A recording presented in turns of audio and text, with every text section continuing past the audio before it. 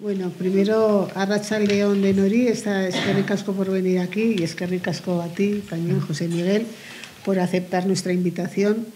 Yo, la verdad, para presentar esta charla empecé a indagar un poco sobre este personaje, sobre este periodista, y me encontré con el autor del libro, ¿no?, que me impresionó y me sorprendió mucho cómo llegó a hacer esta investigación. Cuando él era adolescente, en casa de un familiar, encontró un libro de Torío, empezó a leerlo y le impresionó y le gustó, le impresionó y le gustó, y además le picó la curiosidad, y con aquello ha seguido hasta que ha podido investigar y tirar del hilo y sacar a la luz cosas muy interesantes de una persona que, si bien en su momento fue relevante en el ámbito anarquista y anarcosindicalista, la verdad es que no es demasiado conocido, ¿verdad?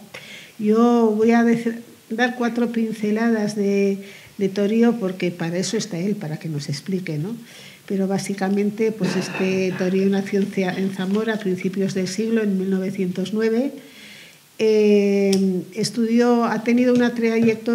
Tuvo una trayectoria muy particular porque estudió periodismo en una escuela católica, publicó y militó en espacios conservadores hasta que conoció el anarquismo. Y cuando conoció el anarquismo fue un militante anarquista, además muy implicado. Y bueno, pues este hombre fundó las Juventudes Libertarias, la Federación Ibérica de Juventudes Libertarias, fue a Cataluña, y en Cataluña era un gran comunicador, inteligente y con iniciativas. Entonces se encargó de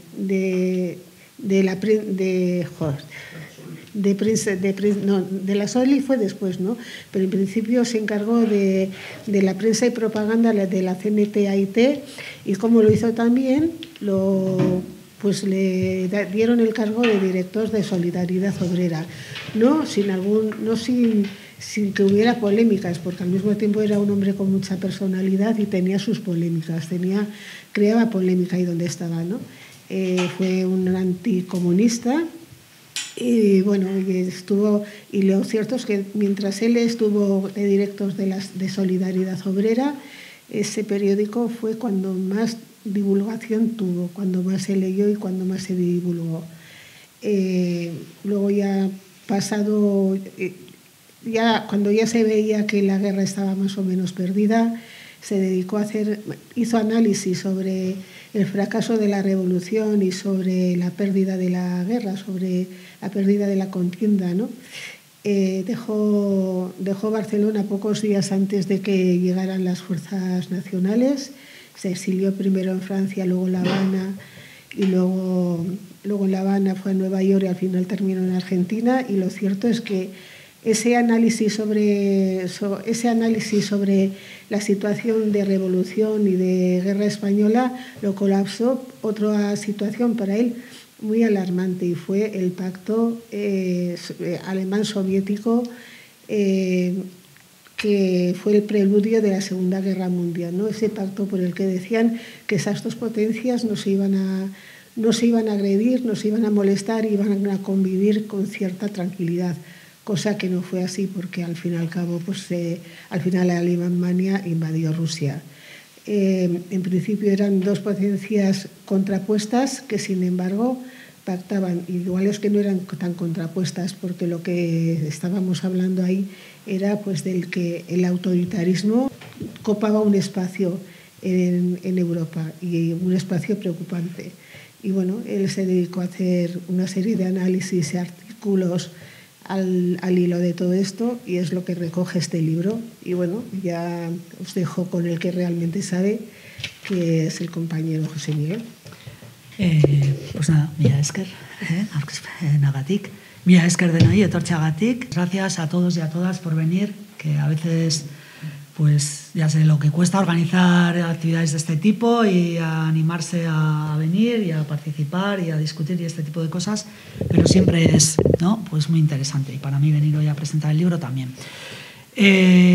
Bueno, la compañera ha hecho un resumen bastante exacto de la figura de Jacinto Torío, y yo voy a intentar de ir un poco deprisa porque, bueno, pues lo que más me gustaría es que tuviéramos oportunidad de hablar entre todos y de preguntar y este tipo de cosas. No sé si a alguien le sonaba el nombre de Jacinto Torío. No. Bueno, a ver, Jacinto Torío sobre todo va a ser, si algo se le conoce es por dos cosas muy concretas.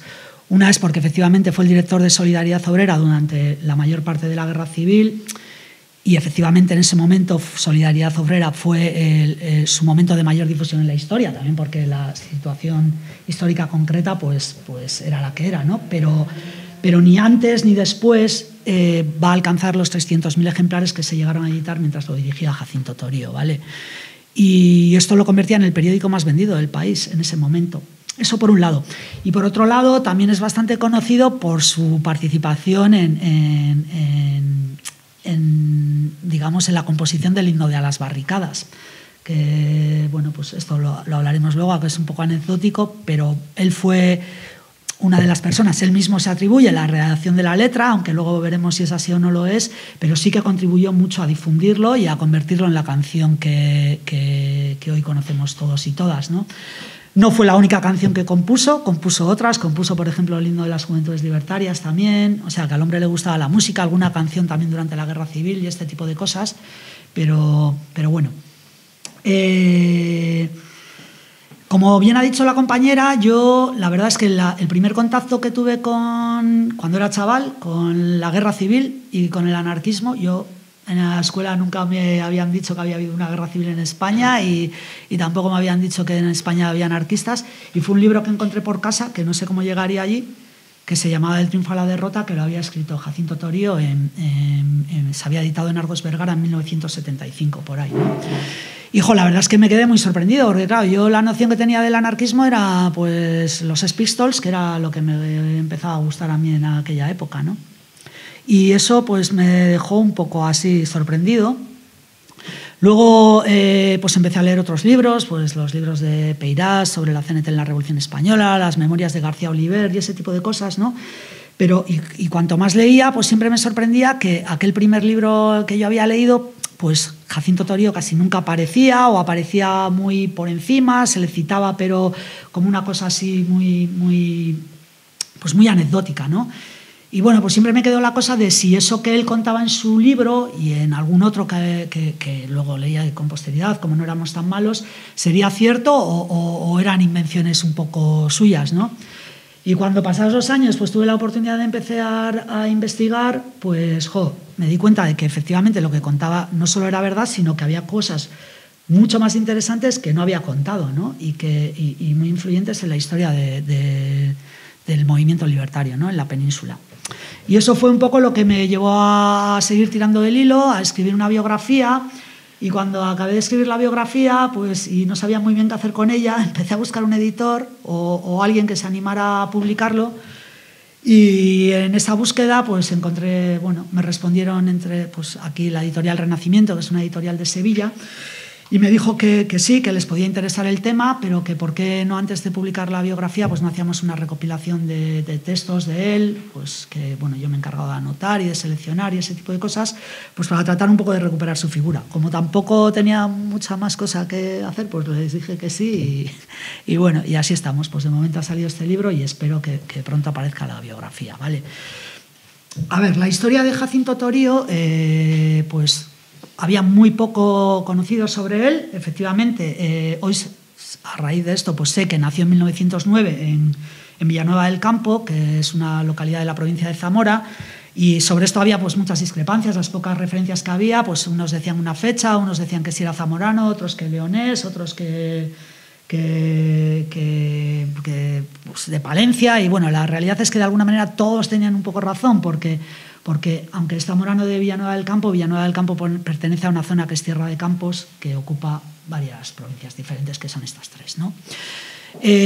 Torío nació en una familia de campesinos, pues, pobres, por decirlo de alguna manera, ¿no? Aunque es probable que con el tiempo la situación familiar mejorara un poquito. Y entonces la única solución que encontraron para sacar al chaval, que parecía avispado e inteligente, adelante, pues fue mandarlo con la ayuda del cura del pueblo al colegio de los padres agustinos allí en un pueblo de la provincia de Zamora. Y del colegio de los padres agustinos pasó al seminario de Valderas, ¿vale? Esto quiere decir pues, que efectivamente el chaval iba para cura.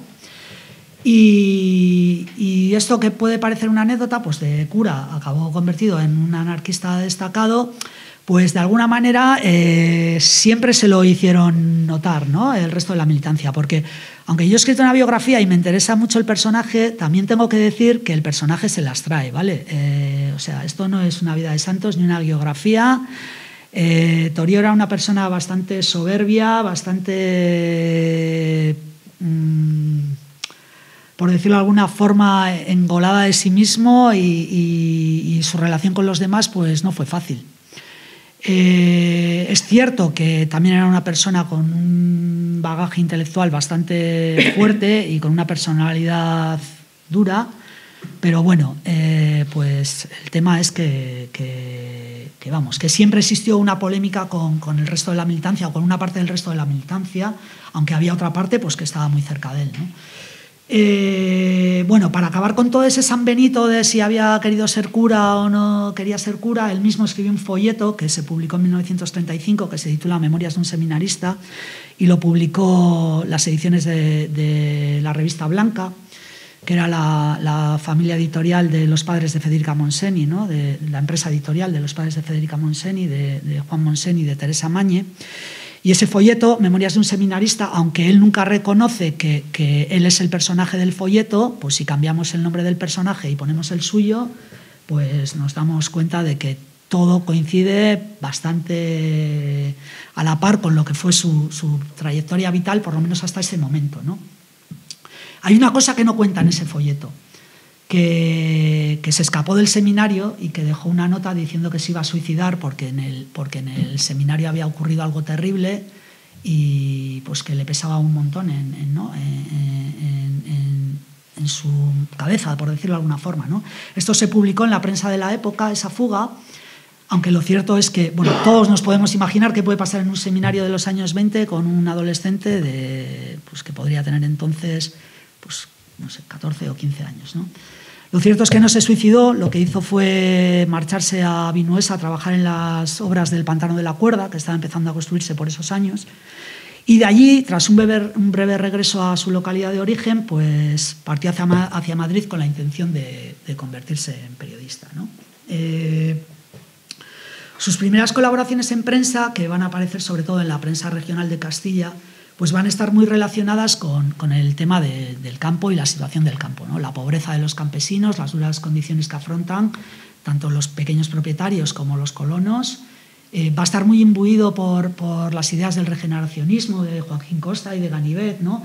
Y entonces siempre tiene como un ramalazo pues, bastante social, ¿no? Anima mucho a los campesinos a crear cooperativas, a crear pósitos, seguros rurales, este tipo de cosas, ¿no? Y pues siempre con un deje muy unos escritos mucho contra los caciques, contra el analfabetismo y con un cierto deje antipolítico que ya parece que, ¿no? Pues que deja subyacer como un ramalazo así libertario un poco primario, ¿no? Esos primeros escritos son los que le va a valer ingresar en la Escuela de Periodismo del Debate. El Debate era el principal periódico, la principal cabecera que tenía la Asociación Nacional de Propagandistas Católicas, y en ese momento lo dirigía el futuro cardenal Ángel Herrera Oria, ¿no? Herrera Oria lo que hizo hacia mediados de los años 20 es mandar a algunos colaboradores suyos en el periódico a Estados Unidos a estudiar cómo funcionaban allí las universidades de periodismo, ¿no? Las facultades de periodismo. Y lo que hizo fue tratar de importar ese modelo a España. De hecho, es la primera escuela oficial de periodismo, para nutrir, ¿no? Las diversas cabeceras periodísticas que tenían los propagandistas católicos por todo el país, ¿no? Y esos primeros artículos que escribió Torío son los que le valieron obtener una beca para acceder a la escuela de periodismo, ¿no? Y a raíz de su paso por la escuela, lo que se va a percibir es una derechización bastante constante en sus escritos, ¿vale? Todo ese ramalazo regeneracionista pues un poco se va a dejar de lado para empezar a apoyar sobre todo a los movimientos agrarios. El movimiento agrario de finales de los años 20 en España, pues lo que intentaba copiar era el mismo modelo que ya habían creado el partido agrario, sobre todo en Alemania y en Polonia, un poco de defensa de los intereses del campesinado.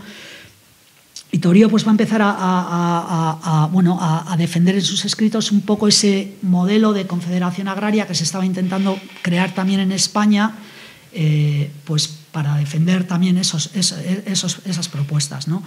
Lo que ocurre es que, claro, siempre le va a quedar ese ramalazo un poco social y del tema anticaciquil, y lo que va a pasar es que los movimientos agrarios pues van a ser cooptados casi en su mayoría por los grandes caciques que tenían que buscar una manera de reubicarse políticamente a la caída de la dictadura de Primo de Rivera para tratar de seguir subsistiendo políticamente, ¿no?, en la dictablanda de Berenguer y sobre todo en la Segunda República, ¿no?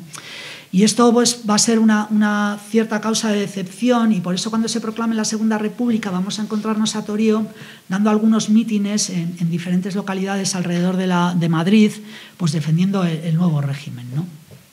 Pero bueno, esto también va a durar muy poco tiempo porque enseguida pues se va a distanciar de la Segunda República, sobre todo por dos elementos. Uno, por la cuestión religiosa, en menor medida, pues porque él al final pues es un antiguo seminarista, viene de la Castilla profunda, y pues toda esta política un poco laicista que propugna la República pues le gusta relativamente. Pero sobre todo se va a distanciar por el tema de los estatutos de autonomía y concretamente del tema del Estatuto de Autonomía de Cataluña, ¿no? Para él, pues esto es pues una traición a Castilla, una traición más a Castilla, que él es un tema que le afecta muy directamente, y bueno, pues lo que pone en cuestión es pues la unidad de la patria, los privilegios de la industria catalana y todo este tipo de cosas, ¿no?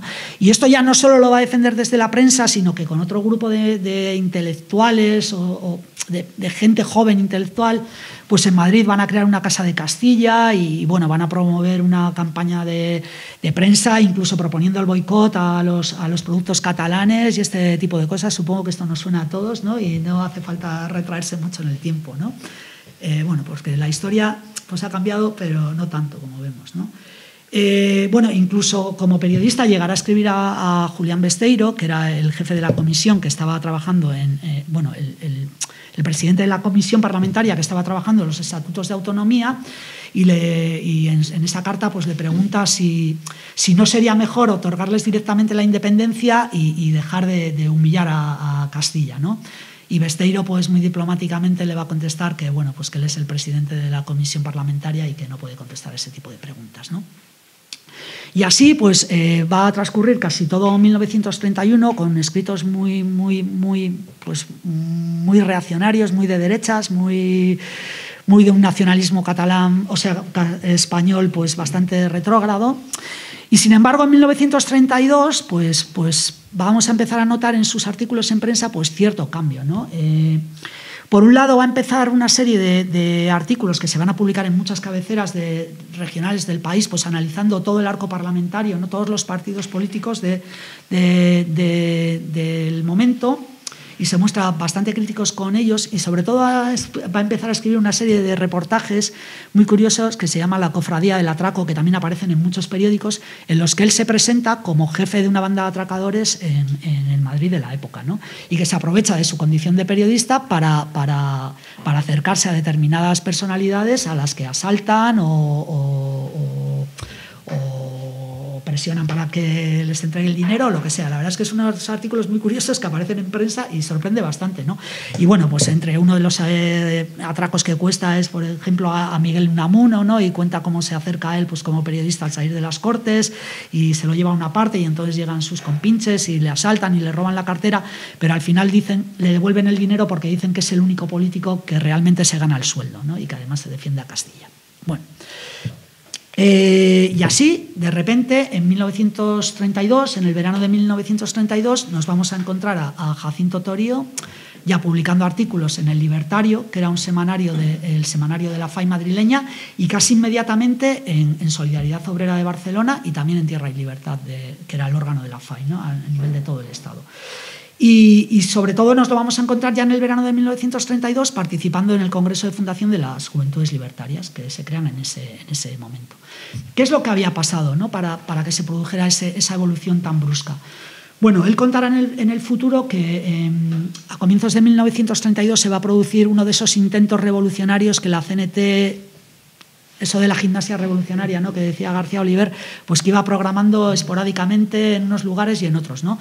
Y a comienzos de 1932 había habido un intento de revuelta en las minas de Sallent, en Fígols, en Cataluña, que fracasó, pero la represión gubernamental fue bastante dura y lo que hizo fue deportar a cientos de militantes que los mandaron a Canarias y a las colonias de África, ¿no? Entre esos militantes deportados pues estaban, entre otros, Durruti, Ascaso, Cano Ruiz y gente bastante conocida, y esto despertó pues cierto movimiento de repulsa en parte de la sociedad de la época, ¿no?, pues, y también de organización contra esas deportaciones y este tipo de cosas, ¿no?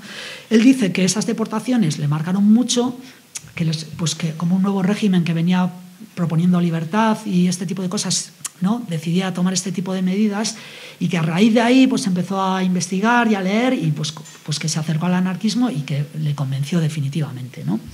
Bueno, así nos encontramos en 1932 a Torío ya de golpe y porrazo en el anarquismo madrileño y como, bueno, pues un militante destacado de las Juventudes Libertarias, por decirlo de alguna manera, ¿no?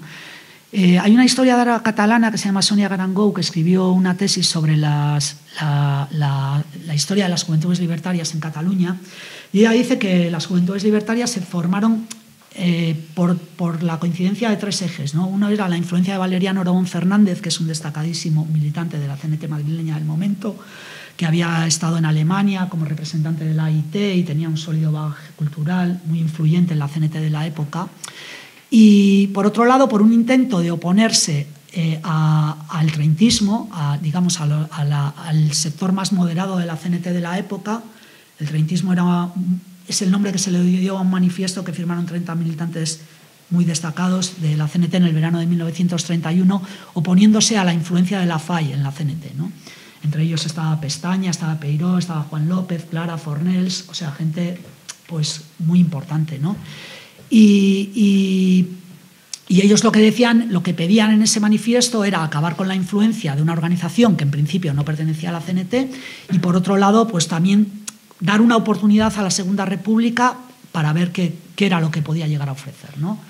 Bueno, pues contra eso reacciona, digamos, en la parte, por supuesto, la militancia que pertenecía a la FAI y otra parte de la CNT, pues que tienen una postura más revolucionaria, y en ese sentido pues las Juventudes Libertarias pues venían a reforzar un poco a ese sector, ¿no?, de la militancia.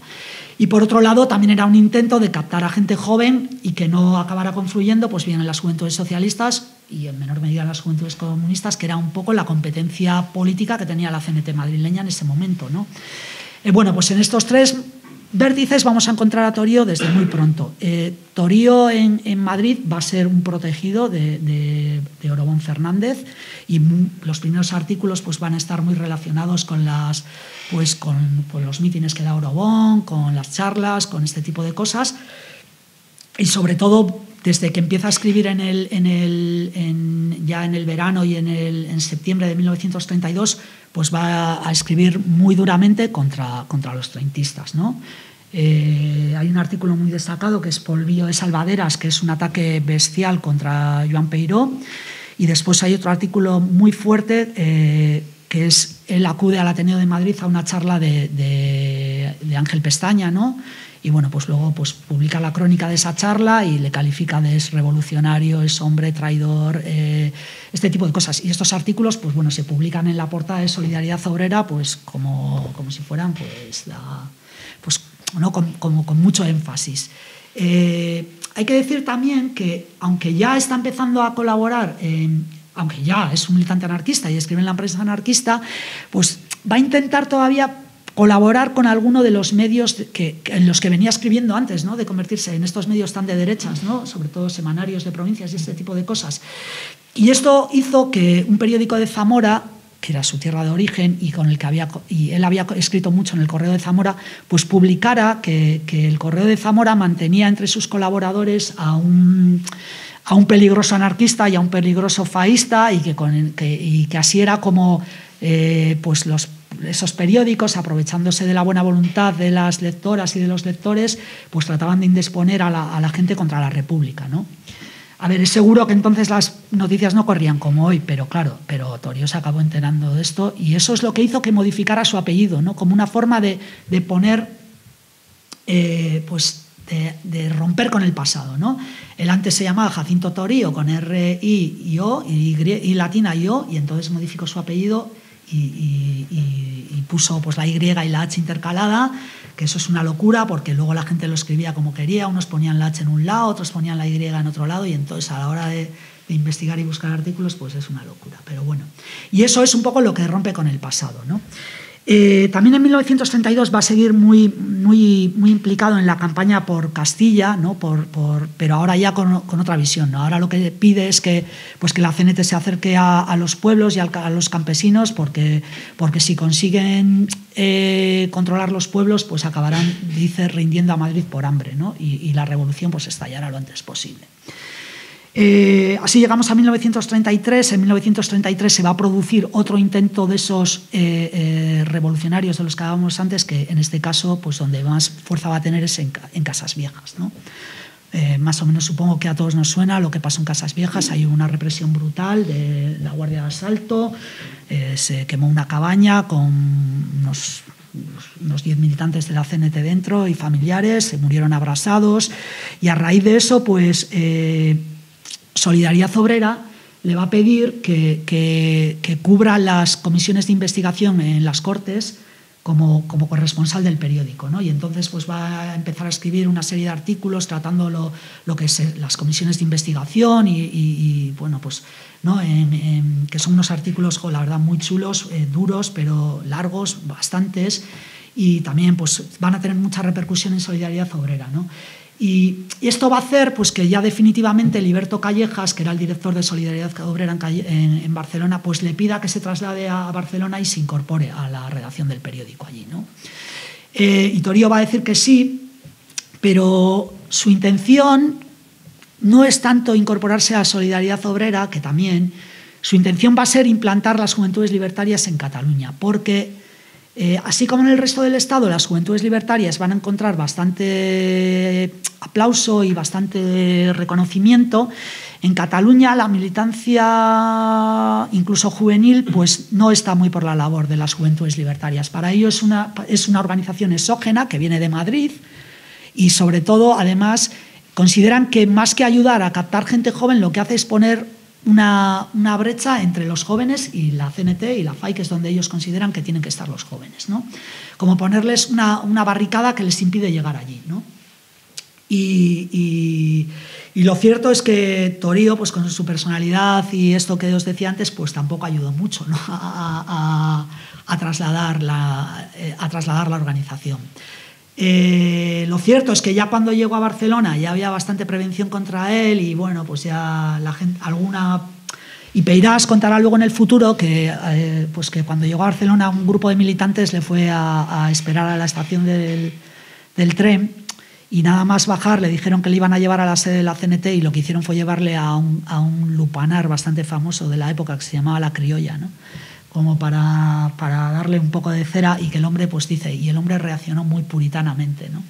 O sea que ya vemos que las cosas se las traían entre la militancia por entonces.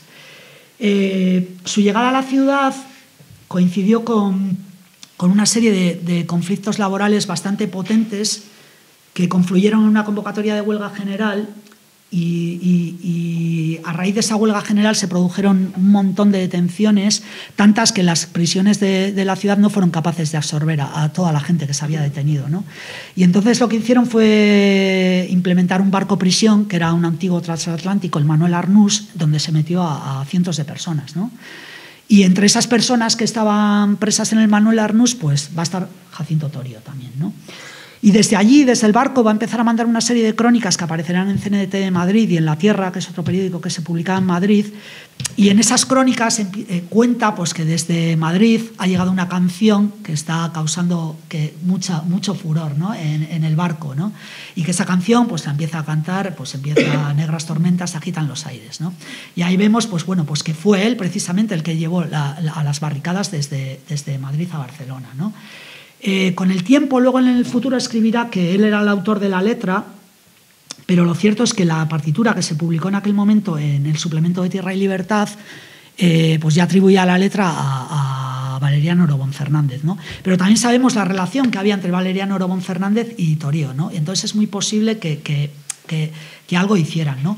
Lo cierto es que, bueno, a las barricadas es una versión de una canción polaca, o sea que la música ya existía, ellos lo que hicieron fue escribir la letra y podemos saber precisamente cuándo sucedió porque Torío, en uno de esos artículos que escribía para Solidaridad Obrera desde Madrid, en una de esas crónicas que se llamaba Ventanal, pues cuenta cómo a Madrid habían llegado 2 militantes anarcosindicalistas alemanes jóvenes y se les invitó a dar una charla y un concierto en la sede de la CNT de Madrid, en la calle de la Flor, y bueno, pues como en ese concierto pues escucharon la canción y les gustó y él se quedó con la melodía y luego la reprodujo con la guitarra y le pusieron letra y este tipo de cosas, ¿no? Si fue autor de la letra o no, no lo sabemos, pero sí que efectivamente fue la persona que la trasladó de Madrid a Barcelona y sobre todo quien en 1936, cuando sea el director de las oficinas de información y propaganda, pues encargue a la Orquesta Nacional de Cataluña que la grabe a toda orquesta para la Casa Odeón, y de esa grabación se editará un single que se publicarán miles de copias, que por un lado tendrá Las barricadas y por el otro lado Hijos del pueblo, ¿no? Y ahí sí que ya es la difusión ya general de Las barricadas. Y habrá una presentación oficial el último domingo de agosto de 1936 en Plaza Cataluña con un concierto de la orquesta y entre el primer pase de la primera intervención de la orquesta y la segunda habrá un meeting en el que la persona que hablará será Jacinto Torío, ¿no? Y lo que dice es que la revolución tiene que ser una cosa que a nadie le extrañe, que la revolución impulse la música y que la revolución tiene que ser una cosa alegre porque están construyendo una nueva forma de vida, ¿no? Una nueva forma de vivir. Bueno, esto vamos tal. Claro, cuando salió del Manuel Arnús, ¿qué pasó? Pues que Solidaridad Obrera, como durante mucha época de la República, va a estar suspendida, ¿no?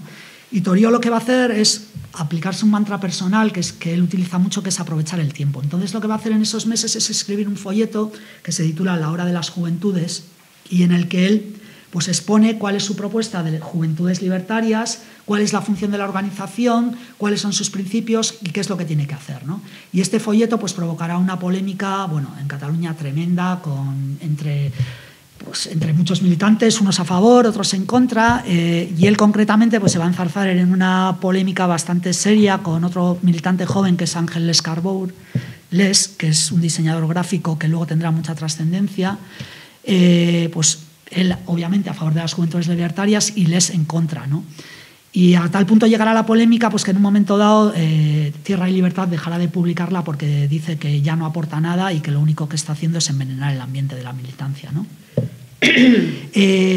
Si Torío había sido el protegido de Valeriano Orobón Fernández en Madrid, en Barcelona le va a ocurrir una cosa parecida con Diego Abad de Santillán, ¿vale? Se va a convertir pues, en su ayudante de cabecera, ¿no? Santillán había regresado a España después de pasar muchos años en Argentina, allí había sido director de La Protesta, y al volver hacia finales de 1933, pues, tras un breve paso por Solidaridad Obrera, le van a encargar de la dirección de Tierra y Libertad, ¿no? Y bueno, pues el propio Santillán lo cuenta en sus memorias, pues que necesitaba a alguien que le ayudara en esa obra publicitaria y pues que la persona seleccionada fue Jacinto Torío. Juntos van a emprender una obra mediática bastante importante y también van a fundar una revista, Tiempos Nuevos, que va a ser muy influyente en el movimiento libertario de la época, en todo el Estado e incluso fuera del Estado, en la que participan cantidad de firmas de pensadores, ¿no? Libertarios de todo el planeta y este tipo de cosas, ¿no?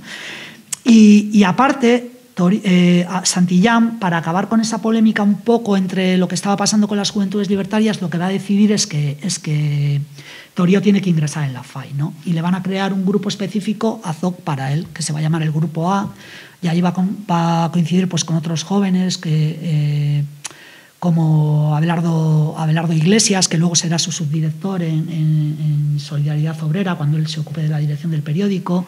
También va a estar Alfredo Martínez, que será una de las personas que será asesinada en los hechos de mayo de 1937. María Durán, bueno, una serie de propagandistas jóvenes que ya venían de las juventudes libertarias y que ahora pues, van a dar el salto a la FAI, ¿no? Y además, no solo con este objetivo, sino que lo van a hacer también con el objetivo de controlar la FAI, ¿vale? Pues Santillán tenía su propio grupo, que era el Grupo Nervio, en el que estaban él y Pedro Herrera, que van a ser las personas más próximas a Torío hasta la muerte de los tres, y de hecho los tres se acabarán exiliando en Argentina y Santillán no regresará a España, pero ellos dos, Pedro Herrera, y que será un hombre muy, muy influyente en la FAI, sobre todo en la época de la guerra, y Abad de Santillán, pues Pedro Herrera y Torío se morirán los dos en Argentina, ¿no? Y crearán otro grupo con otra serie de militantes jóvenes de las juventudes libertarias, que es el Grupo Z, en el que estará Fidel Miró y Delso de Miguel, que también es uno de esos militantes, algunos militantes bastante influyentes en ese pequeño grupúsculo de las juventudes libertarias que se había creado en Cataluña, ¿no? Y con esos tres grupos lo que van a hacer es, por un lado, desplazar al sector más ortodoxo, que era, por ejemplo, el Grupo Afinidad, ¿no? Que era el grupo de Peirats y Canela, que estos dejarán la FAI porque los otros grupos aprobarán la toma de decisiones por mayoría en vez de por consenso, y entonces ellos se apartan porque les parece que es una renuncia ideológica. Y por otro lado desplazarán al grupo nosotros de Durruti, Ascaso y García Oliver, porque a ellos les consideran bolcheviques, que son gente que va por libre y hacen lo que se les antoja a cada momento y este tipo de cosas, ¿no? En 1934 va a pasar todo esto y también, bueno, se van a producir algunos debates y algún hecho muy, muy sonado con la participación muy directa de Torío, que luego hablaremos, ¿no? Sobre todo en la declaración de independencia de octubre de 1934 en Cataluña, en la que Torío tendrá un papel, sobre todo para que se desencadene eso, bastante decisivo. Y va a abrir otros debates, ¿no? Como el hecho del programismo y este tipo de cosas, ¿no? En 1935 él ya va a dejar ese papel un poco de defensor de la organización juvenil y de la radicalidad de los jóvenes, y lo que va a empezar a pensar es que ya es un debate que viene también del 34 sobre la unidad revolucionaria. Él lo que empieza a considerar es que la revolución es inevitable, que va a pasar, se quiera o no, más pronto que tarde, pero que la CNT es incapaz de hacer la revolución por sí misma. Y además los obreros manuales o el proletariado tampoco es capaz de hacer la revolución por sí misma. Y lo que necesitan es el apoyo de los intelectuales. Y entonces él va a dedicar casi todo su obra periodística de 1935 a analizar los diversos sectores económicos del país, la industria del carbón, la industria del cine, pues cantidad de sectores, ¿no?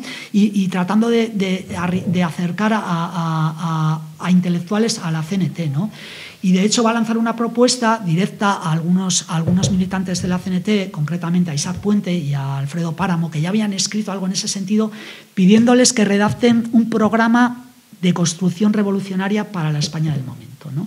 Y el que va a recoger el guante será Isaac Puente, que sabemos que en el Congreso de Zaragoza del 36 de la CNT pues va a presentar su dictamen sobre el comunismo libertario y cómo debería ser la vida una vez que la revolución se produzca, ¿no? O sea que esto de alguna manera fue una propuesta directa de Jacinto Torío. Así llegamos ya muy rápidamente a 1936, al 18 de julio prácticamente, pero antes, unos meses antes, Torío va a escribir una serie de artículos en la Revista Blanca, precisamente, que también se van a reproducir en muchos otros medios, que se titulan Reivindicación del anarquismo, ¿no? Y en esos artículos lo que viene a decir es que efectivamente la revolución es inminente, la revolución no la podrán hacer solo los anarquistas, todos los sectores progresistas tendrán que colaborar en ella, todos tienen que tener derecho a construir su propio modelo y después será el pueblo el que elija cuál es el que más le conviene. Pero lo que no pueden hacer es nunca los anarquistas entrar en el gobierno. Vale. esto solo van a tener que pasar 4 meses para que veamos que no lo va a cumplir, ¿no? Y sorprende que teniendo las cosas tan claras, pues en tan poco tiempo, ¿no?, la fuerza de los acontecimientos y otros debates que quedarán ahí, pues les obligaron a cambiar de posición, ¿no? Así llegamos al 18 de julio. El 18 de julio Torío no tuvo un papel como hombre de acción, probablemente no fue uno de los que se batió en las calles. Él reconocerá que mucha parte del éxito en Barcelona pues la tuvo el grupo Nosotros, ¿no?, el grupo de Durruti, Dascaso y de García Oliver, pero ellos lo que van a hacer desde el principio con su grupo específico, el grupo A, es pues lo que más sabía, ¿no?, que era del tema de comunicación y propaganda, y lo que van a hacer es recorrer las calles con grupos de radiomóviles y altavoces, pues pidiendo que la batalla ya se ha ganado, que lo que hay que hacer es volver a la normalidad, que hay que volver a las fábricas, que hay que poner en marcha la ciudad de nuevo, y de que tuvieron éxito en este sentido, pues por un lado da prueba el que efectivamente la normalidad a Barcelona regresó casi de manera instantánea y que la producción continuó de otra manera, pero inmediatamente, ¿no? Que lo hicieron bien también lo demuestra pues que efectivamente los comités, tanto el regional de Cataluña como el regional de la FAI, le van a nombrar jefe de las oficinas de información y propaganda de la CNT-FAI, ¿no?, en Barcelona. Y a partir de este momento pues se convierte un poco en lo que yo llamo la voz de la revolución. Torío va a hablar todos los días por radio en nombre de la CNT y de la FAI, explicando cuál es la situación, qué es lo que ocurre en el frente, cuáles son las consignas, cómo hay que actuar, y aparte en ocasiones pues en intervenciones radiofónicas muy largas que se reproducen en cantidad de medios. Hay 3 concretamente: una alocución a los hermanos de Castilla a primeros de agosto, en la que les dice que la revolución ha triunfado en Cataluña y que ellos lo que tienen que hacer es sublevarse contra el ejército y que ahí tendrán el apoyo del proletariado catalán. Otra muy larga en el que repasa la historia de los movimientos revolucionarios, y otra concreta que es muy importante, que es el día de la Diada, el 11 de septiembre de 1794, y la revolución actual, ¿no?, en el que ahí habla a las 10 de la noche, y una charla larguísima en la que relaciona lo que había ocurrido en Cataluña en 1791, en esa guerra entre digamos los Borbones y los Austrias, ¿no?, que al final acabarán ganando los Borbones y acabarán pues ocupando Barcelona, y ese paralelismo con lo que está ocurriendo en la Barcelona de agosto de 1938, y en la que presenta al pueblo catalán un poco la oferta que tiene la CNT para ellos, ¿no?, pues que es el federalismo, el respeto a la idiosincrasia, el respeto a la lengua y este tipo de cosas, ¿no? Y esa es una charla también que se recoge muchísimo, y aparte pues bueno, va a poner en marcha toda la política propagandística de la CNT del momento. Van a empezar a editar boletines en otros idiomas, en italiano, con Guerra di Classe, en alemán, Die Soziale Revolution, en francés, en inglés. Empezarán a rodar los primeros reportajes sobre las milicias, ¿no?, pues los aguiluchos de la FAI, que tienen 3 o 4 partes, de los que él es el guionista, que si los queréis se pueden ver en YouTube, son muy interesantes. Empiezan pues boletines, crea una escuela de militantes, una escuela de propagandistas para mandar al interior de Cataluña.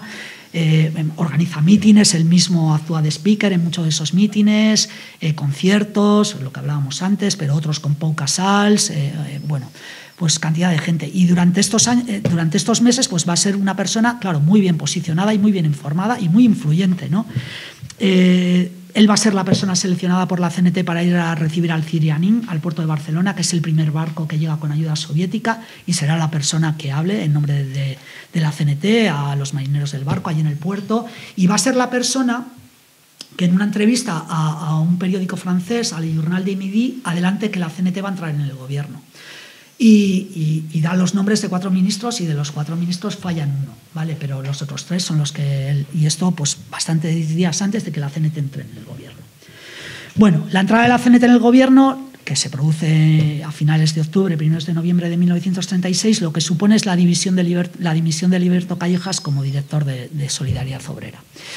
Y entonces lo que van a hacer los comités superiores es nombrar a dedo, decirle, pues mira, tú ahora te tienes que encargar del periódico y ya está. Bueno, así lo hace. La llegada de Torío al periódico no es fácil, porque pues hay una serie de periodistas que ya están dentro, algunos como que quizás esperaban ser nombrados ellos director, como Jaime Balius, que se convertirá pues en algún momento en su enemigo luego cuando cree los amigos de Durruti y este tipo de cosas, ¿no?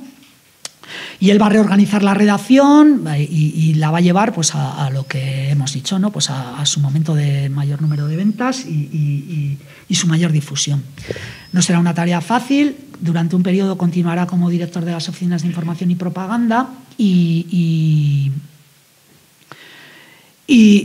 tratará de establecer un discurso. Convocará una convocatoria de prensa anarquista en marzo de 1937 y en el que trata de unificar el discurso de todas las cabeceras y todos los medios que los anarquistas controlan por todo el Estado, pero aunque la mayoría de los medios pues aceptarán, pues algunos, como por ejemplo Acracia, que se edita en Lérida, que está dirigido por Peirás, pues dice que ni por asomo piensan someterse a eso, que ellos quieren mantener su independencia, este tipo de cosas. Bueno, durante toda su vida militante, la antítesis como militante de Torío va a ser Peirás, ¿no? Y siempre va a haber muchos enfrentamientos entre ellos. Luego quizás repasemos algunos. Y así se mantendrá hasta comienzos de 1938 como director del periódico, aunque tendrá también un papel muy trascendente en los hechos de mayo de 1937, luego si hay tiempo hablaremos sobre eso. Y aunque se acostumbra a hablar de Torío pues como el hombre el burócrata que traiciona la revolución y este tipo de cosas, lo cierto es que durante todo el periodo que se encargue de la dirección, por un lado es verdad que las editoriales del periódico pues van a defender los postulados oficiales, ¿no? de los comités de la CNT, del regional y del nacional, pero también va a hacer una cosa bastante innovadora, que es crear una columna de opinión firmada con su nombre, aunque normalmente siempre solo la firmará con la T, que se llama Aguja de Marear, donde va a defender a ultranza los procesos revolucionarios y alertando contra los retrocesos que se están produciendo. Y también va a confrontar muy directamente con el Partido Comunista desde esa columna de opinión, ¿vale? La situación, sabemos pues, que el retroceso revolucionario a partir de los hechos de mayo y el retroceso de la CNT pues, se verá obligada, dejará el gobierno cuando Largo Caballero se ha desplazado por un putsch interno de alguna manera entre el Partido Comunista y un sector del Partido Socialista. Los ministros anarquistas se retiran con él, en una medida pues, que podemos pensar que es quizás algo extraña, y Torío pues, cada vez va a discrepar más de las posturas oficiales de los comités, ¿no? A comienzo de 1938, él y su subdirector, Abelardo Iglesias, van a mandar una especie de informe secreto al Comité Regional de Cataluña diciendo que cada vez les cuesta más defender los postulados de la organización desde el periódico y piden que haya una reacción, ¿no? De alguna manera, que se haga valer la fuerza numérica de la CNT, que así lo expresan. Y sobre todo, en marzo de 1938, lo que va a hacer es enviar a los sindicatos de Cataluña las galeradas censuradas del periódico, porque considera que hay una persecución contra Solidaridad Obrera tremenda, y para demostrar que ellos intentan hacer su trabajo, pero la censura no les deja, pues lo que hacen es, saltándose a los comités, envían esas galeradas censuradas a todos los sindicatos, y entonces los comités pues le retiran el apoyo, ¿vale? Y le cesan como director del periódico. Durante unos pocos meses le inhabilitan incluso como militante, pero ya para el verano él aprovechará ese tiempo para escribir un libro que se llama La independencia de España, 3 etapas de nuestra historia, porque él lo que considera es que la guerra, aparte de un intento de defender la revolución, en lo que ha derivado es una guerra de independencia. Por un lado está el ejército nacional, apoyado por el fascismo italiano y por los nazis alemanes, y por otro lado está el ejército republicano, o el bando republicano, que él considera secuestrado por la Unión Soviética, ¿no? Y entonces la guerra se ha convertido en una guerra de independencia que es necesario ganar. Pero también se empieza a convertir en el primer analista de las causas de la derrota. Y junto con Diego Abad de Santillán, otra vez, de nuevo, van a empezar a publicar una nueva revista que se llamará Timón, en el que pues, va a escribir muchos artículos en esta línea, hasta que a finales de 1938 pues, Cataluña está a punto de caer y parte al exilio, ¿no? Primero se establece en Francia, allí gracias al apoyo de Abelardo Iglesias, su padre era originario de Cuba, y gracias al apoyo de la agregada cultural de la Embajada de Cuba, de Flora Díaz Parrado, va a conseguir tramitar un pasaporte cubano, porque bueno, él ya su pareja en ese momento es de origen judío, es judía, de origen soviético, que luego hablaremos sobre esto quizás, y entonces va a conseguir un pasaporte cubano y se embarcan desde Burdeos a Cuba. Permanecerá en Cuba unos cuantos meses y de allí se trasladará a Estados Unidos, permanecerá en Nueva York unos años, invitado por las sociedades hispanas confederadas, que eran pues un grupo de españoles que ya exiliados económicos antes de la guerra, que tenían representación en muchas ciudades de Estados Unidos, algunos con militantes anarquistas también, ¿no? Son los que conseguirán trasladarle a Estados Unidos, y de allí partirá ya a finales de 1940 a Buenos Aires, donde ya estaba Diego de Santillán, y allí se continuará con su carrera periodística bastante destacada y fallecerá en Buenos Aires en 1989. Vale, cuando Chema me propuso venir a presentar el libro, me dijo que a ver si podíamos tratar de establecer algunos paralelismos entre lo que ocurría entonces y lo que ocurría ahora, ¿no? O la posibilidad de no quedarnos solo en el pasado, ¿no? Yo creo que hay algunos elementos que las circunstancias no son las mismas, la situación tampoco, la fuerza numérica tampoco, pero sí que yo no escribí solo la biografía porque me interesaba el personaje. Yo creo que algunos de los debates que él abre son bastante aprovechables hoy en día todavía, ¿no? Uno es el de la juventud, ¿no? El hecho de las juventudes libertarias. Cuando él propugna las juventudes libertarias y habla sobre esa... habla del empuje, ¿no? Del dinamismo de la juventud, de la irreflexividad, habla en algún momento, ¿no? Y lo enfrenta a lo viejo, ¿no? Él escribe mucho entre lo nuevo y lo viejo, ese paradigma, ¿no? Y por supuesto lo nuevo es lo revolucionario y lo viejo es lo que se ha consolidado y quiere mantenerse en su estatus, ¿no? Me sorprende pues mucho lo que está ocurriendo ahora, ¿no? con Vox, ¿no? Con el papel que tiene la juventud en la ultraderecha, ¿no? Sabemos, ¿no? Porque los estudios sociológicos lo dicen, que gran parte del voto de la ultraderecha proviene de la juventud, ¿no? Y me sorprende pues cómo pues, los sectores más progresistas o avanzados o lo que sea, ¿no? Tampoco es que nunca hayamos tenido grandes influencias, pero sí que se ha dejado un poco escapar, ¿no? Esa capacidad de apelar a la juventud, ¿no? Con otro discurso, ¿no? Y efectivamente los tiempos no son esos, pero bueno, sí que de alguna manera, ¿no? Yo creo que ahí sí que hay una lectura que deberíamos hacer. Torió también se mostraba muy preocupado por el tema del fascismo ya desde 1932 en Madrid, cuando todavía estaba escribiendo para Solidaridad Obrera desde Madrid, ¿no? Empieza a escribir pues, sobre la presencia de las primeras esvásticas en Madrid, la aparición de La Conquista del Estado, que es un periódico pues, que solo editará un ejemplar, pero que preconiza un poco la aparición de Falange, ¿no? Con muchos intelectuales de derechas bastante destacados, ¿no? Y luego en 1934 también va a escribir cantidad de artículos que muchos los va a firmar con el nombre de su grupo específico de la FAI, ¿no? Del grupo A, que se van a publicar en muchas cabeceras, ¿no? de todo el Estado, pues analizando lo que está pasando en la Alemania nazi y en la Italia fascista, en el Portugal de Salazar, en la Unión Soviética también, porque él ya lo considera un modelo autoritario, ¿no? Y lo que dice es que al final es una guerra Esto es bastante sorprendente porque no hay muchos artículos en aquella época, ¿no? que se centren tanto en el fascismo, la verdad, o en la crítica del fascismo internacional, ¿no? Y lo que dice que al final es una guerra numérica, ¿no? Y que cada joven que se consiga captar para las filas del progreso es un joven que no está en las filas de la reacción. Porque él lo que dice es que la revolución es inminente y va a suceder. Y si no es una revolución en el sentido progresista, lo que habrá es un golpe de Estado, esto ya lo dice en 1934, propugnado por los sectores poderosos del país, por el capital, ¿no? Porque ve peligrar su situación, ¿no? Y que lo que vendrá a defender es que lo que vendrá es apoyar el fascismo para enfrentarse precisamente a las posibilidades de revolución, ¿no? Bueno, ese es un tema que yo creo, el de la juventud y el fascismo, que de alguna forma pues, sigue latente hoy, ¿no? Otro es su concepción del periodismo, ¿no? Desde que empieza a escribir para los medios anarquistas, va a escribir muchos artículos también sobre el periodismo como arma revolucionaria. Él va a hablar mucho del reportaje social, ¿no? Y concretamente, pues va a escribir muchos artículos sobre la situación de pobreza que se da en el país, ¿no? Recorriendo pues, diversos pueblos, habla de las familias que no pueden comer. Son artículos de un naturalismo muy crudo, ¿no?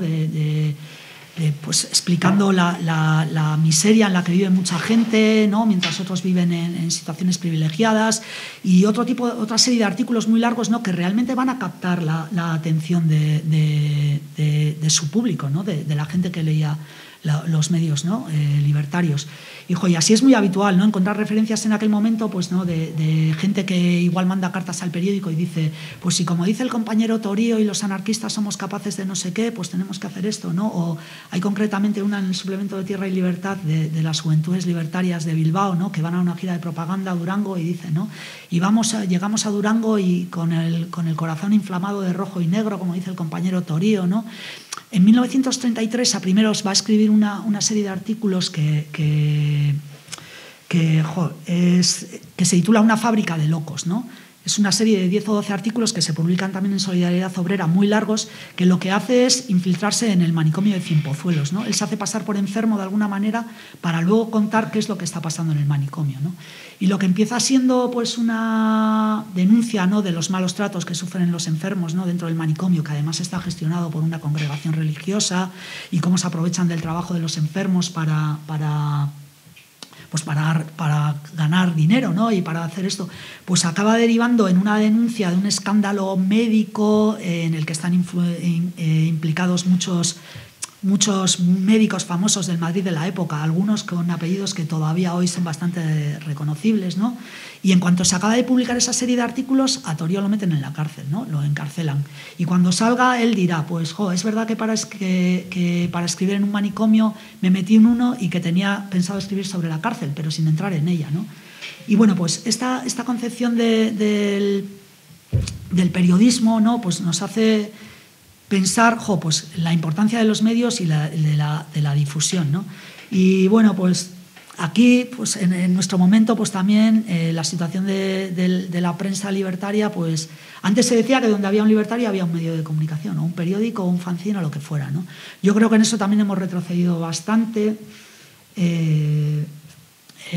Pues nos cuesta mucho salir de nuestros propios medios, incluso aunque haya buenos productos, ¿no? Aquí en esta casa pues tenemos el Libre Pensamiento, por ejemplo, ¿no? Que tiene una trayectoria muy dilatada, ¿no?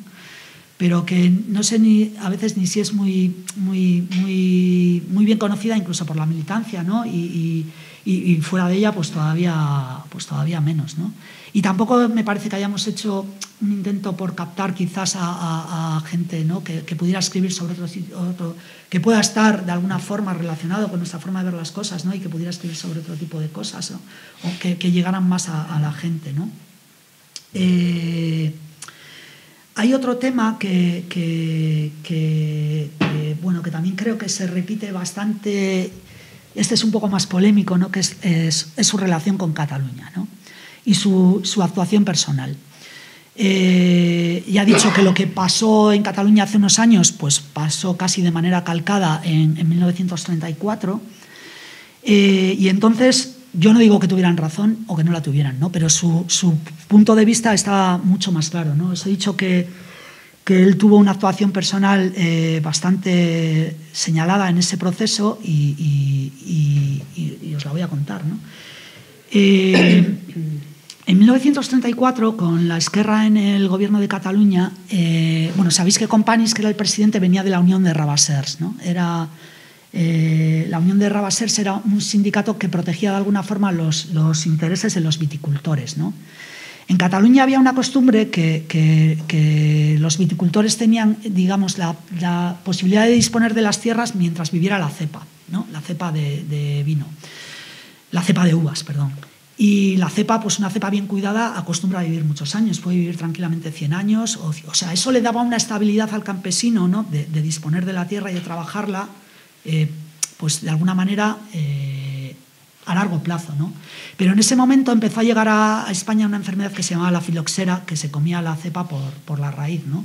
Y eso estaba provocando que muchas viñas se murieran y que los propietarios pues recuperaran la propiedad de los terrenos, ¿no?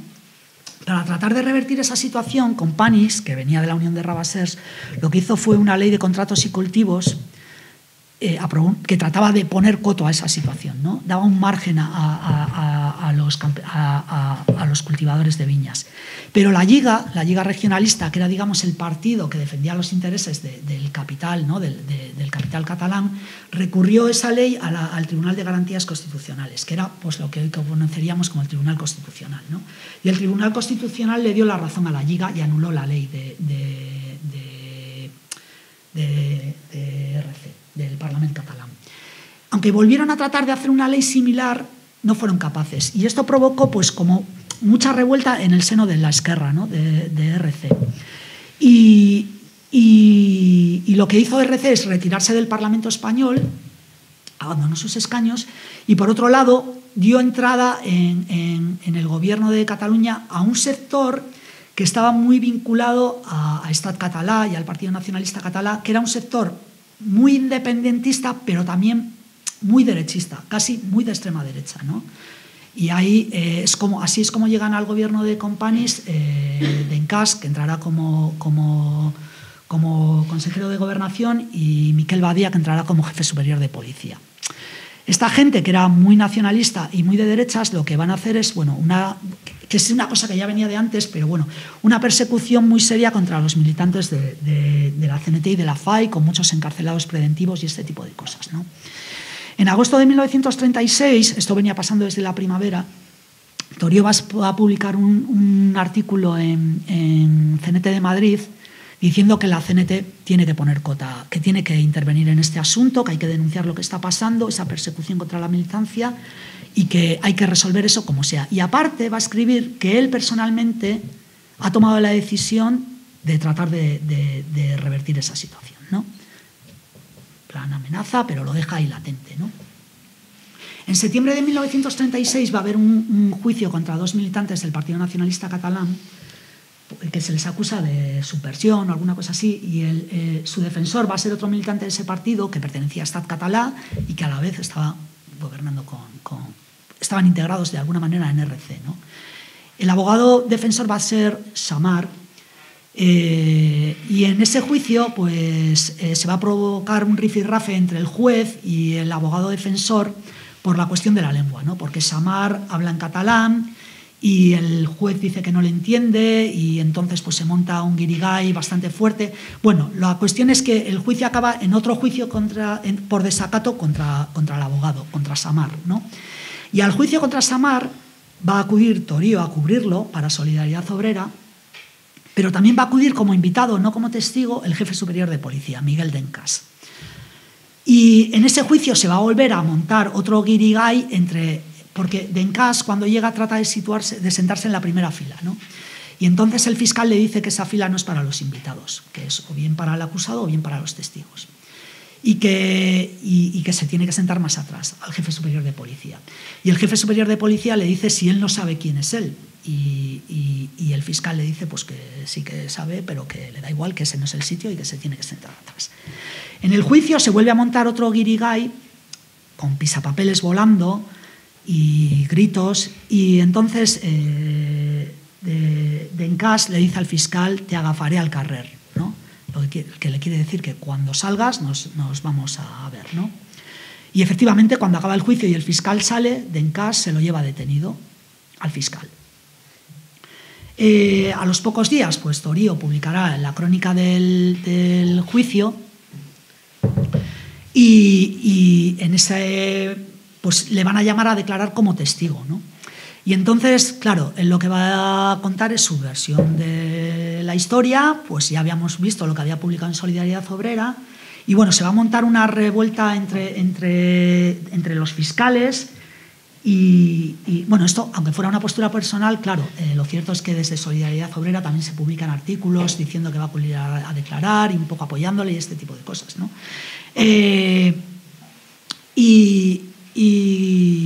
Pues la prensa catalanista va a empezar a hablar de que hay una conspiración entre la justicia española y la FAI, ¿no? Esto todavía enciende más los ánimos de la Fiscalía, y hay una amenaza conjunta de retirarse todos de Cataluña si la Generalitat no toma medidas. Y entonces Companys va a cesar cesar a Badía, al jefe superior de policía. Pero a la semana siguiente se produce un mitin de desagravio, ¿no? Convocado por muchos partidos nacionalistas que tienen representación en Barcelona, entre ellos el PNV y este tipo de cosas, ¿no? Y en ese mitin de desagravio, en el que va a acudir el propio Companys, habla y se va, pero van a hablar otros políticos de Esquerra y este tipo de cosas, llega el momento de que hable también Badía, ¿no? Y entonces Badía dice: contra mí hay el testimonio personal de un periodista de la FAI. Y si ese periodista ha conseguido que me aparten del gobierno de la Generalitat, lo que no va a conseguir es que yo vaya a la cárcel, ¿no? Porque eso no pienso hacerlo. Y entonces, a los pocos días, coincidiendo con la Revolución de Asturias y con el levantamiento también en el País Vasco, pues se va a producir la proclamación de independencia de Cataluña, propugnada de alguna forma en la que Dencas, sobre todo, y Badía van a presionar a Companys para que proclamen la independencia.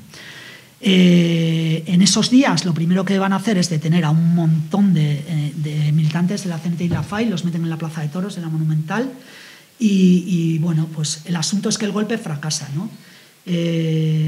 Y Companys, que va a ser detenido, y la autonomía catalana será suspendida y cosas, ¿no? como esto que vivimos aquí con el 155 hace poco, pero Dencas y Badía lo que van a hacer es fugarse por las alcantarillas y se van a refugiar en la Italia fascista, ¿vale? En la Italia de Mussolini. Bueno, lo que decía, yo no sé si la postura que mantuvo en aquel momento esta gente era la correcta o no lo era, eso cada uno hará su valoración. Lo que sí que sé es que parece que tenían una idea clara de cuál tenía que ser su postura, ¿no? Aquí lo que vimos cuando pasó el tema catalán es que, bueno, yo que lo intenté seguir o con algunos conocidos o compañeros que tenían Cataluña, es que unos decían una cosa, otros decían otra, otros no sabíamos muy bien por dónde tirar, unos decían que era un ejercicio legítimo de libertad, y quizás lo era, yo no digo que no. Otros se manifestaron muy en contra y sus motivos tendrían. Pero bueno, había como una postura más consensuada, ¿no? De ahí podemos deducir cuál es la relación de Torío con Cataluña. A ver, hemos visto que antes de ser militante anarquista, pues tuvo una posición muy crítica con Cataluña y pidiendo incluso el boicot mientras estaba negociando el estatuto, ¿no? Después vemos su actuación en el 34. Pero también vemos que en el 36 fue la persona que habló en nombre de la CNT el día de la diada, porque hasta entonces la CNT no acudía a la diada. No participaba en la ofrenda floral y ese tipo de cosas. Ya durante la guerra va a empezar a hacerlo, ¿no? Y ofrece ese discurso federalista de defensa de la idiosincrasia catalana, de defensa de otro modelo de organización social, pero respetando la lengua y este tipo de cosas. En 1937 Torío va a ser la persona que más va a trabajar para que la CNT se decida a publicar un periódico en catalán, ¿vale? Que se llamará Cataluña y que todavía hoy de alguna manera existe porque es el órgano de la CGT en Cataluña, ¿no? Y cuando Peiró deje el gobierno, a raíz de la caída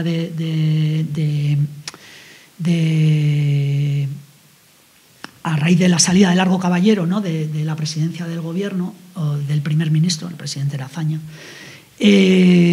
pues Torío va a ir a buscar a Peiró, con el que ya vemos que antes se había enfrentado mucho, para que encargarle la dirección de Cataluña, ¿no? Peiró, que era una persona que tenía una raigambre bastante... Y de hecho había escrito ese libro de Peril a la retaguardia y todas esas cosas, ¿no? Y también en esa columna de la que os hablaba antes, de la aguja de marear, Torío va a escribir mucho en favor del catalán durante la Guerra Civil.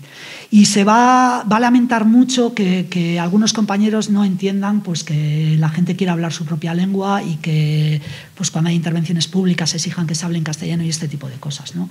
Y hasta que ocupe la dirección de Solidaridad Obrera, aquí quizás por otras causas, también va a defender mucho la autonomía catalana, ¿no? Porque, claro, con el refuerzo del Estado y el retroceso de las conquistas revolucionarias, la disolución del Consejo de Aragón, la disolución de las patrullas de control, el intento de acabar con los servicios públicos socializados, pues para él, de alguna manera, mientras se mantenga la autonomía catalana, pues donde la CNT es más fuerte y todavía tiene cierta capacidad de resistencia, pues hay una posibilidad de que los logros revolucionarios se mantengan, ¿no? Bueno, Esto sobre el tema de Cataluña y el nacionalismo, ¿no? Hay otro tema que me parece interesante, que es el del programismo. Todo eso que os contaba antes de los intelectuales, ¿no? Y la propuesta de tratar de que se establezca un programa oficial del movimiento libertario, de qué es lo que ofrece a la sociedad, ¿no? para que la sociedad se sume a ese proceso revolucionario en sus filas, ¿no? Yo tampoco conozco, desde que yo estoy en este mundillo, pues que se haya intentado hacer una propuesta pública, ¿no? General de, oye, ¿qué es lo que ofrecemos nosotros? Más allá Y creo que tampoco, ¿no? Sería un trabajo, yo creo que hay gente válida que podría trabajarlo y tratar actualizado a estos tiempos también, pero desde luego algo tendríamos que contar, no sé, ¿no? Porque si tenemos alguna propuesta, primero habría que elaborarla y luego tratar de transmitirla, no lo sé, esto es otra cosa que queda ahí. Bueno, y por último, otro tema del que escribió bastante y me gusta es el de la disciplina y el capillismo, ¿no? Que le influyó bastante. Él fue siempre, él habló mucho de la disciplina, ¿no? de que los militantes deben ser disciplinados, porque una vez que las decisiones se toman por consenso, pues hay que tratar de sacarlas adelante, ¿no? Esto le valió una polémica muy seria con Peirats también, ¿no? Y Peirats en esa polémica llegó a escribir, porque para él esa defensa de la disciplina suponía integrar el autoritarismo, ¿no? en las organizaciones libertarias, ¿no? Y Peirats llegó a escribir que era preferible ver perecer una organización que verla renunciar a sus más caros ideales, ¿no? Interpretaciones de este tipo ya sabemos a dónde nos han llevado luego con el tiempo, ¿no? Y también escribió mucho Torío contra el capillismo y contra el sectarismo, ¿no? Contra los ataques dentro de la militancia, ¿no? Contra el poco cariño, de alguna manera, ¿no? que se demuestran unos militantes a otro, cómo los ataques muchas veces son personales, cómo la gente que ocupa cargos, en cuanto los abandona o antes de abandonarlos, es acribillada, es examinada como si fuera el máximo enemigo. Esto también, yo creo que está muy relacionado, pues porque las organizaciones, y en aquel momento no era así, pero ahora sí, ¿no? Yo tengo una teoría que si no crecen hacia afuera, se devoran hacia adentro. Esto es no sé si vosotros lo veis así o no, pero bueno. Y él, esto le preocupó muchísimo, y creo que parte del desconocimiento que hay hoy sobre su figura está relacionado con esto, porque él tomó dos decisiones ya en el exilio. Cuando os decía antes, ¿no? que las sociedades hispanas confederadas, que eran como un movimiento de apoyo, ¿no? a los refugiados españoles de Estados Unidos, consiguieron trasladarle de Cuba a Nueva York, se hizo cargo del periódico, un periódico que se llamaba Vía Libre, que editaba la Federación Libertaria. En Estados Unidos había un movimiento anarquista en esa época, al acabar la guerra, de habla hispana, de gente que había emigrado económicamente desde España durante todo el siglo XX y ya desde finales del siglo XIX, bastante potente, ¿no? Y ese movimiento estaba dividido en dos grupos, cómo no. Por un lado estaba la Federación Libertaria de Nueva York, que editaba este periódico del que se va a hacer cargo Torío, que siempre había mantenido una postura muy comprensiva con el movimiento libertario de España durante la guerra, ¿no? Apoyando pues, todas esas renuncias ideológicas de entrar en el gobierno y apoyándoles, ¿no? y trabajando en esto, ¿no? Y por otro lado estaba la mayoría de la militancia, que era gente que llevaba mucho tiempo y algunos habían adquirido una posición económica pues, bastante buena, pero que mantenían unos postulados ideológicos muy extremistas, ¿no? Y que estaban agrupados en torno a un periódico que se llamaba Cultura Proletaria, que tenía muchos años ya de existencia y que habían mantenido más distancia con lo que estaba pasando en España y que sobre todo al acabar la guerra pues van a empezar a criticar todo lo que había hecho el movimiento libertario en España, ¿no? Y bueno, pues van a empezar a decir que las colectividades eran inventos pequeño burgueses y este tipo de cosas, ¿no? Claro, Torío cuando llegó a Nueva York lo que buscaba con este grupo de la Federación Libertaria, claro, pensad, España ha caído, ya está en manos del fascismo, pero la guerra ya ha empezado la Segunda Guerra Mundial en Europa, ¿no? Entonces, ¿y en qué situación estaba la militancia exiliada, ¿no? En campos de concentración, en este tipo de cosas? Entonces, el único grupo un poco que estaba organizado y que tenía ciertos medios era esta estos grupos que estaban en Estados Unidos, ¿no?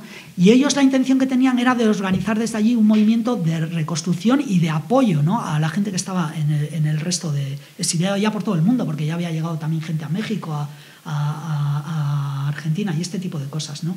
Y allí lo que se va a encontrar es con esa división que sigue latente y que aparte son muy críticos con lo que había pasado en España. Esto García Oliver en sus memorias también lo cuenta, ¿no? Porque cuando García Oliver consiguió llegar a Estados Unidos después de pasar por Suecia y por la Unión Soviética, y le fueron a esperar alguna gente de este periódico en California, ¿no?, de cultura proletaria, y le dijeron, ¿cómo has podido ser ministro?, ¿no? Y decía, y García Oliver viene a decir, joder, me lo estaba diciendo yo, que viajaba con una maleta que no tenía nada, que había pasado unas penalidades tremendas, me lo estaba diciendo uno que vivía en una mansión y que tenía un almacén de ferretería porque se había montado en el dólar ahí en Estados Unidos, ¿no? Y le decía, pero ¿cómo me puedes hablar tú de anarquismo si eres un potentado, ¿no?, por decirlo de alguna manera, ¿no?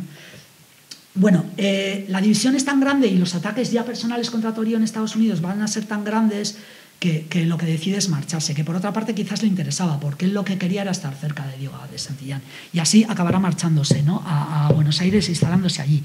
Y allí lo que ocurrirá es que ya sabemos cuál es la historia también del movimiento libertario en el exilio, de división constante, ¿no?, en varios sectores, aunque hay un congreso de reunificación, otra vez vuelve a haber luego enseguida otra escisión y expulsiones y este tipo de cosas. Y los dos sectores del exilio en Francia van a intentar convencerle para que colabore con su prensa durante todo el exilio. Y él siempre va a contestar que no, que mientras haya división no va a colaborar ni con unos ni con otros, que él desde luego tiene su opinión, pero que él no va a colaborar, que no va a contribuir a eso, ¿no? Bueno, pues esa es otra de las cosas que yo creo que tiene cierto paralelismo con lo que vivimos hoy. Y por último, que es la cuestión que vamos a hablar aquí ahora del libro, que es el anticomunismo, ¿no?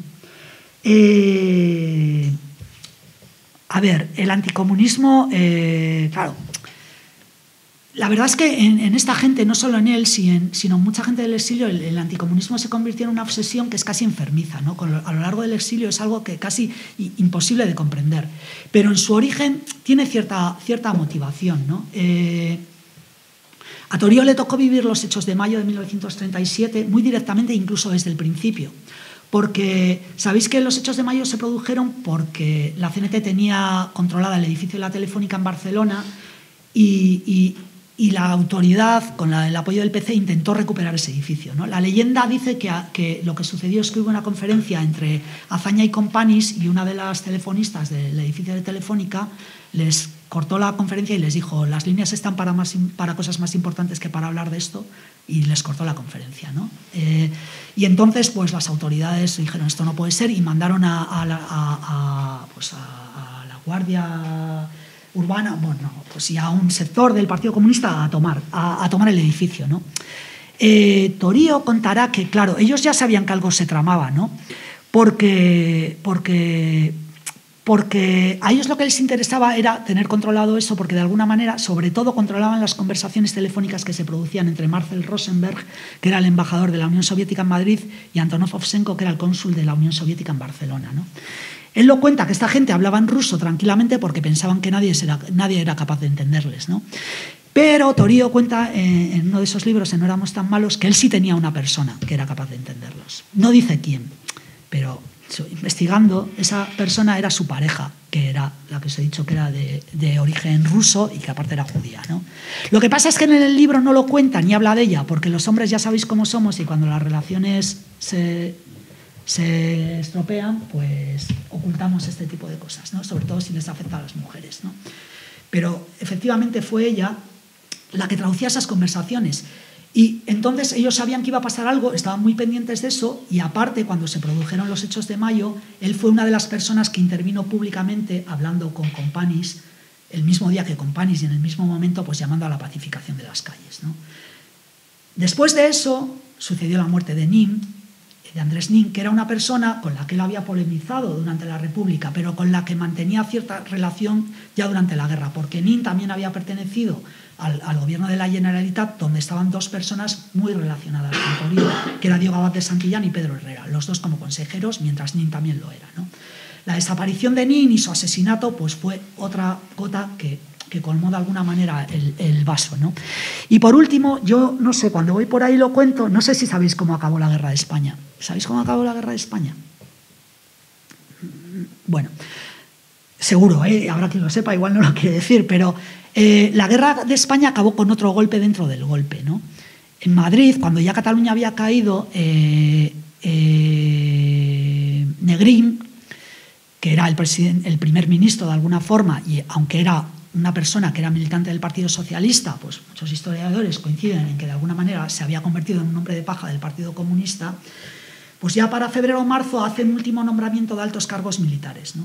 Y creo que son 19 o 20 altos cargos militares, y de esos 20 cargos, 18 son, 16 o 18, no sé ahora mismo el número exacto, son personas afectas al Partido Comunista.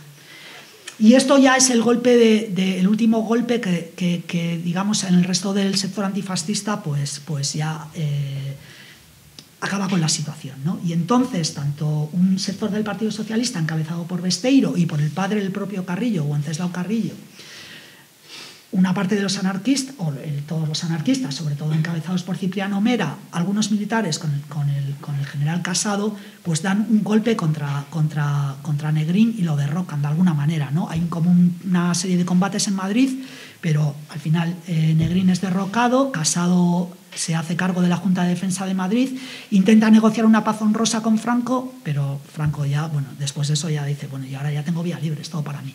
Y nada, y entra hasta Alicante, ¿no? Que es desde donde sale el Stambrook y los últimos refugiados, ¿no?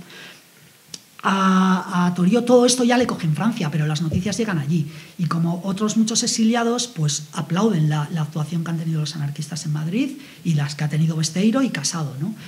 Y por último, ya después, a los pocos meses, pues va a empezar la Segunda Guerra Mundial, que es lo que nos comentaba antes la compañera, que también es una cosa que cuento, aunque ella ya lo ha contado, que mucha gente tampoco sabe cómo se inicia la Segunda Guerra Mundial, ¿no?